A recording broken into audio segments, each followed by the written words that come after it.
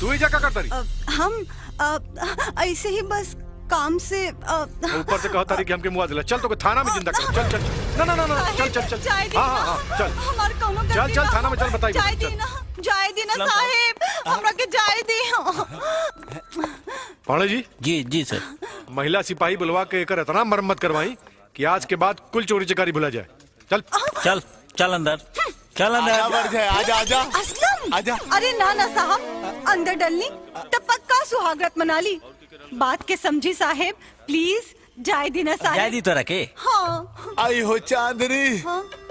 मार मार के तूड़ देले बड़ा सर। अंग अंग पीरात बा। इस शरीर के भुरकुस बना देले बड़ा सर। अब तक खड़ा होके के लायक भी ना छोड़। बात बंद कर, तू चल। चल इधर। तब ठीक बा, फिर डाल दी जहाँ डाले के बा। लेकिन एगो एहसान करी साहेब। आधा मर जाए। हाय दवाई, हाय दवाई हमरे घरे पहुंचा दी साहेब। ला ला हमरा के दे। घर के पता बताओ। बांकीपुर में केहू से पूछ ले, बता दी। दी पाणे जी, हम वही रास्ता से जाता नहीं, हम जाके दे दे। एक ध्यान रखिए जी। अरे चल साहब। चल अंदर। अरे चल अंदर, चल इधर। अरे आधा मर जाए। हमें बंद करी, हमें हमरा वाला में बंद करी। तू चुप रह। चांदनी।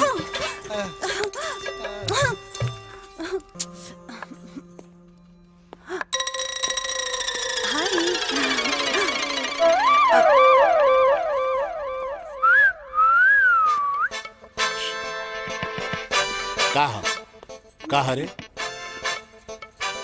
ए पांडे जी, कब कान में कहानी सुनले बानी का? सोनले ता नहीं खी। सुनब का? ना ना, हम ड्यूटी पर बानी अभी। अरे ड्यूटी करत करत मर जाइबा। चेहरा के ऊपर सूखल पड़ल रही। आई ना, हमरा से कान में एगो कहानी सुन लेना। पागल हो गई बड़ू का?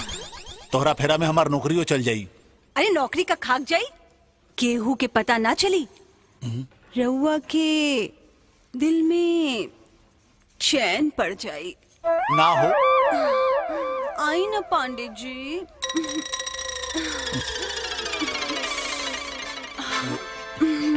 आई ना पांडे जी। अच्छा, अब तू इतना कहता रू, जिद करता रू तो आवता नहीं। जल्दी आई। आई ना। आवता नहीं। जल्दी।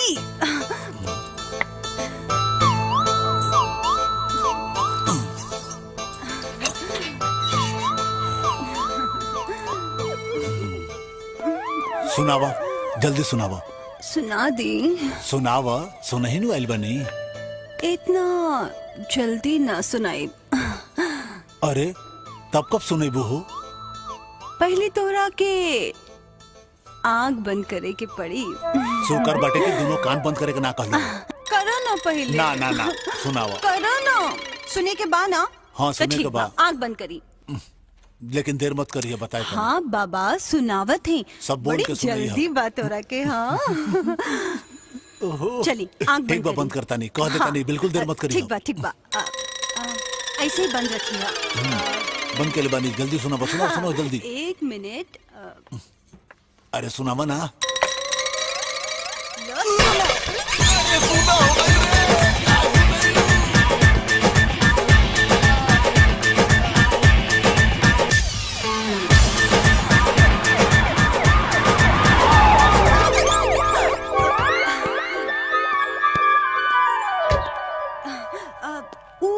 पांडे जी, वो जमानत देके निकाल देला। हाँ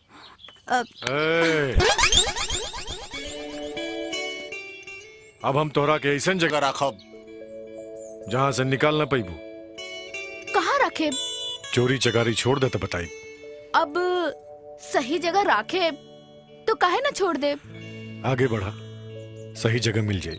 लेकिन आगे तो रहुआ बानी। हमरा सीना में भी तो दिल बा।